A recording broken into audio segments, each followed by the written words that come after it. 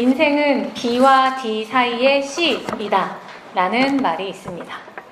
태어남을 의미하는 birth의 B와 죽음을 의미하는 death의 D 사이에 선택을 의미하는 choice C가 있는 것이죠. 인생은 태어날 때부터 죽을 때까지 수많은 선택을 마주하게 되는데 우리는 자유롭게 선택할 수 있고 그 선택에 대해 책임을 지며 살아야 한다라는 의미가 담긴 철학자 장폴 사르트르의 명언입니다. 오늘 함께 우리가 갈라디아서를 읽을 텐데요. 이 데스의 D와 벌스의 B, 우리는 오늘 이 둘 중 하나를 선택해야 하는 상황에 놓이게 될 것입니다. 바울은 1차 전도 여행을 다니면서 갈라디아 지역에 교회를 세웁니다. 갈라디아서는 바울이 3차 여행을 하는 중에 그곳 사람들에게 쓴 편지입니다. 갈라디아서 1장 1절에서 5절은 편지의 도입부로 발신자와 수신자 그리고 인사말이 나옵니다. 형식을 아주 잘 갖춘 서신입니다. 이어진 두 번째 단락에서는 통상적으로 성도들의 영적 건강에 대한 감사나 성도들을 향한 기도의 말이 나와야 하는데요. 바울은 갈라디아 성도들을 향해서 이례적인 말들을 쏟아냅니다. 제가 6절을 읽어보겠습니다. 내가 놀랄 일입니다. 그리스도님의 은혜로 여러분을 불러주신 분을 떠나 이렇게나 빨리 다른 복음으로 넘어가고 있는 꼴이라니요. 바울은 너네 참 이상하다. 도무지 이해가 안 되는데? 라는 의미를 넘어서 갈라디아서 3장에서 말하는 너네 진짜 어리석구나 라는 말로 비난과 꾸지람을 담아 편지를 시작하고 있습니다. 이 꾸지람이 야기된 사건은 어떤 사람들이 갈라디아 교회를 찾아와서 당신들도 할례를 받아야 한다 라고 말하면서 시작됩니다. 이 어떤 사람들은 할례, 절기를 지키는 일, 식탁의 규정 같은 몇몇 율법의 행위들을 강조하면서 자신들과 이방인인 갈라디아 성도들을 구분했는데요. 특히 이 할례의 유무에 따라서 거룩한 백성의 지표를 가늠했습니다. 바울은 이들이 몸뚱이에 드러나는 것에서 멋있어 보이고 싶어하는 사람들이라고 율법을 다 지키는 것도 아니면서 할례에만 집착한다며 비난합니다. 이렇게 어떤 한 특정적인 조건을 자신의 정체성으로 삼는 사람들 또는 그 조건을 끊임없이 추구하면서 그것으로 자신을 드러내려는 사람들은 대개 자신과 타인을 끊임없이 비교하면서 경쟁하게 됩니다. 자신의 조건이 타인에 비해 부족하다고 느낄 때에는 초조해하고 좌절할 테고요. 만족할 때에는 타인을 내려다보면서 정죄하고 차별하겠죠. 갈라디아서 5장 19절에서 21절을 읽어보면 이들의 삶은 결국 많이 들어보셨을 텐데요. 음란한 짓, 깨끗하지 못함, 멋대로 놀아남, 우상숭배, 주술, 적개심, 다툼, 질투, 분노, 자기만 생각함, 분쟁, 분열, 시샘, 술 취함, 흥청망청함과 그 비슷한 것들로서 그 모습을 드러냅니다. 바울은 이들을 율법 아래에 있는 사람들, 몸뚱이의 욕망을 채우는 사람들이라고 부르면서 우리가 읽은 본문 15절에서처럼 줄곧 서로 물어뜯고 삼키며 서로 망해버리는 존재들로 인식합니다. 하나같이 사람과 사람의 관계에 악을 행하면서 공동체의 유대를 와해시키고 갈등하게 만드는 자들인 거죠. 사사시대는 사람들이 저마다 자기의 소견에 옳은 대로 살아가던 시절이었습니다. 특히 사사시대의 말미를 장식하는 두 이야기가 있는데요. 먼저 미가의 이야기입니다. 미가는 어머니의 돈을 훔쳤습니다. 돈을 돌려받은 어머니는 아들이 하나님께 복 받기를 바라며 은으로 입힌 목상을 만듭니다. 미가는 정처 없이 떠돌던 레위인을 자신을 위한 제사장으로 삼습니다. 단 지파는 미가의 집에서 목상과 그 제사장을 강제로 빼앗습니다. 그렇게 미가의 목상은 포로 시대가 될 때까지 단 지파의 우상으로 섬김을 받습니다. 또 다른 이야기도 있습니다. 낯선 땅 기브아에 머물던 한 레위 사람은 자신의 아내를 위해서 자신의 첩을 문 밖으로 내보냅니다. 그녀는 기브아 사람들에 의해서 폭력을 입었고 강간당했고 죽임을 당합니다.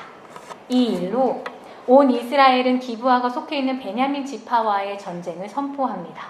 그렇게 한 지파는 불탔고 끊어지게 됩니다.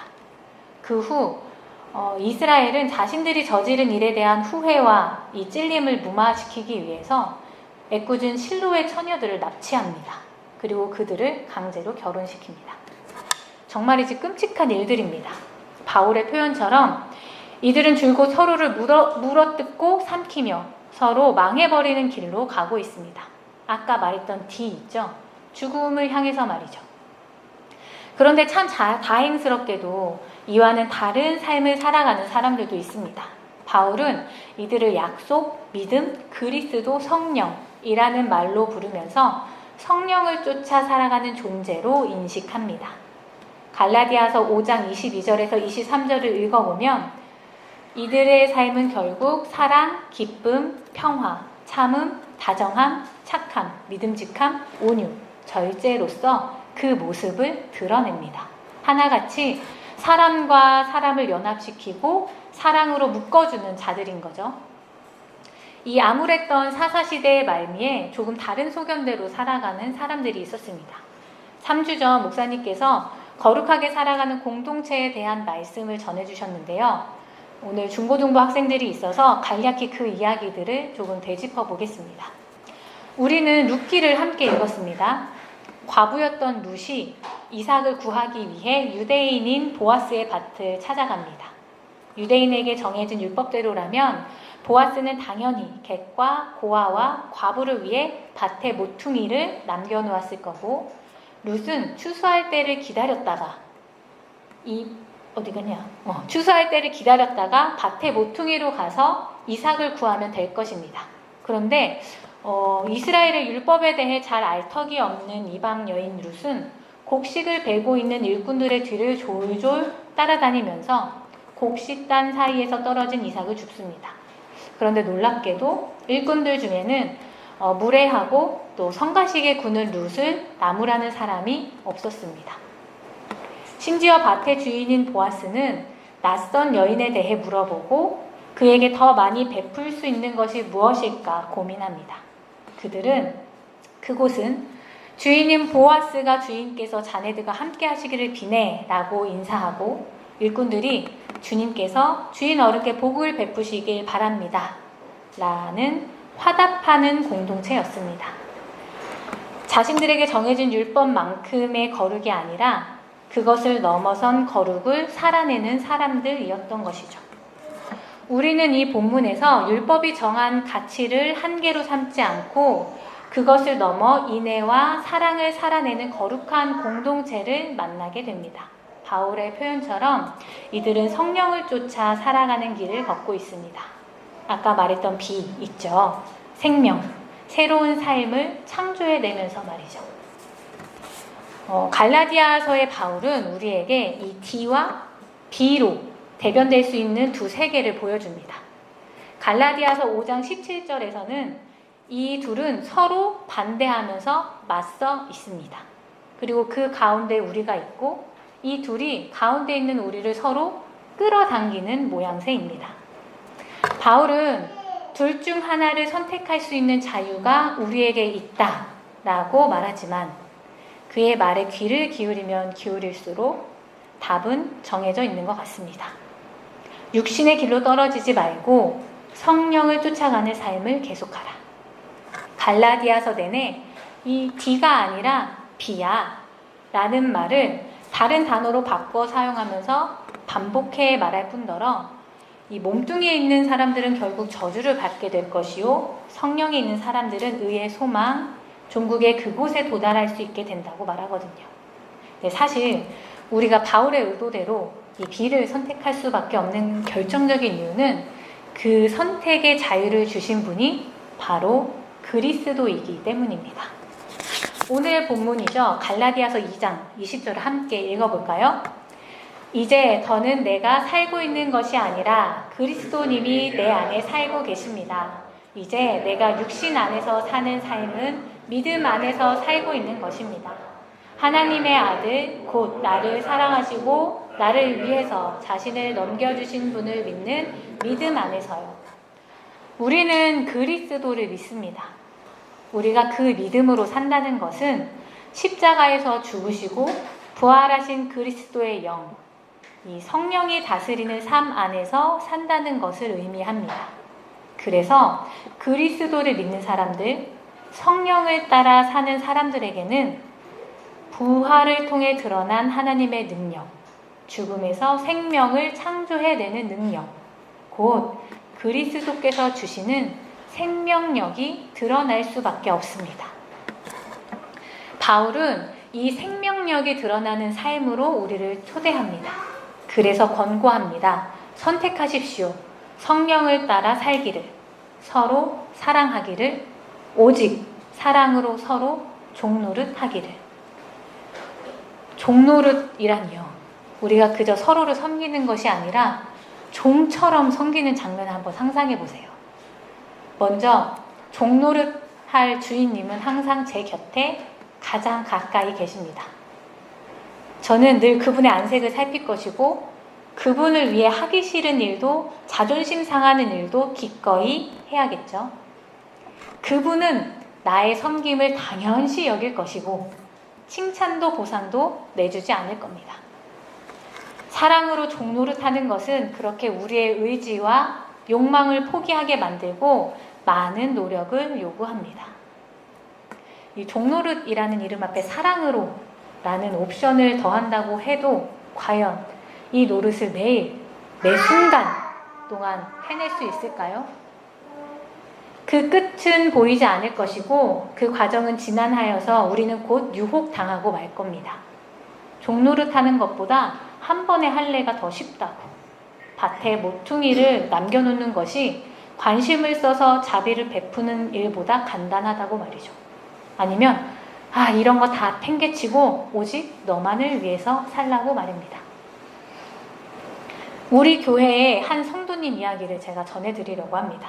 직장 생활을 하는 그분은 회사 내의 여러 팀들 중에 한 팀의 리더를 맡고 계시는데요. 이분이 어떤 분이냐면, 어떤 직원이 회사 생활이 너무 힘들어서 그만두려고 했는데 회사에서 그 사람을 붙잡았다고 해요.